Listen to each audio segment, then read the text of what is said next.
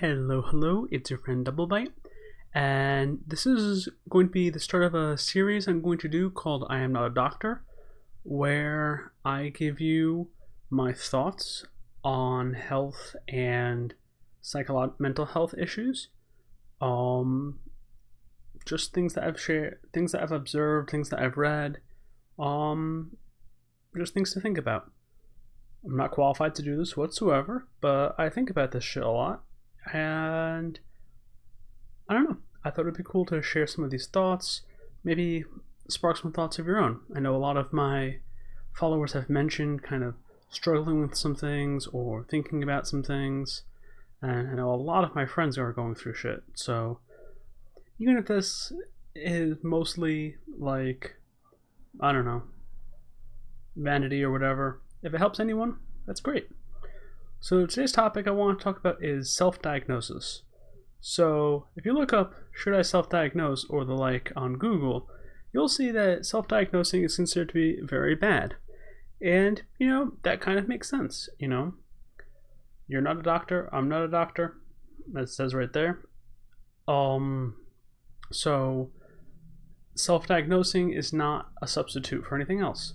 But I argue you can learn a lot by trying to self-reflect, especially on mental health issues specifically. Like, we've all seen those quizzes.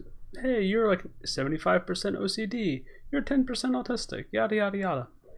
And I love those things because I find them really useful.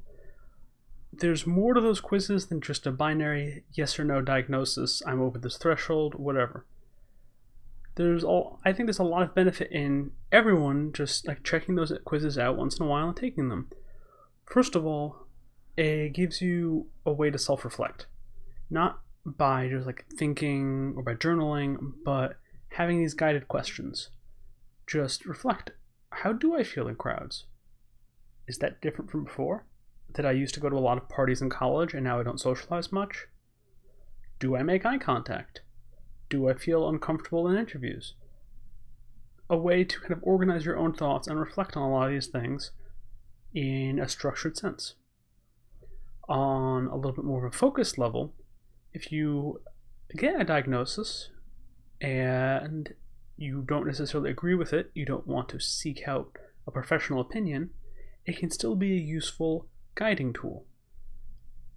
It says you have ADD. That doesn't mean you need to pursue medication, go to a doctor, although that might be a good next step.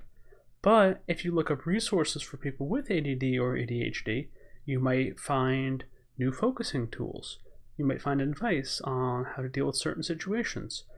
You may find others who aren't sure of themselves, but are sharing what they know. So that's another point of just kind of pointing you towards resources, because even if you don't feel like you have the diagnosis, you may have some symptoms, and other people with similar symptoms may be able to help. Also, on an abstract level, it can be interesting to see how it feels to receive a diagnosis. You take this quiz, it says you're 90% autistic. How does that make you feel? How did you feel about autistic people before taking that quiz? And kind of reflect on the stigma or the prejudice you might have. Did you flinch? Did you feel, oh, that can't be me?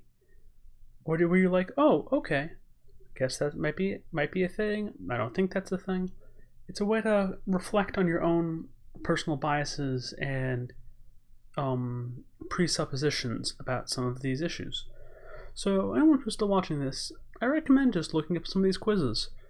Find a list of disorders and go through them. I'm not saying, self-diagnose, hypochondriac, anything like that. But it can be a useful way to self-reflect and just don't take it too seriously, but also, think seriously about it. Guess that was contradictory. What else is new? Anyway, these are just some ponderings I had. I've been taking a lot of these quizzes lately just for fun, and I know that one of my psychiatrists said she thinks I have ADD.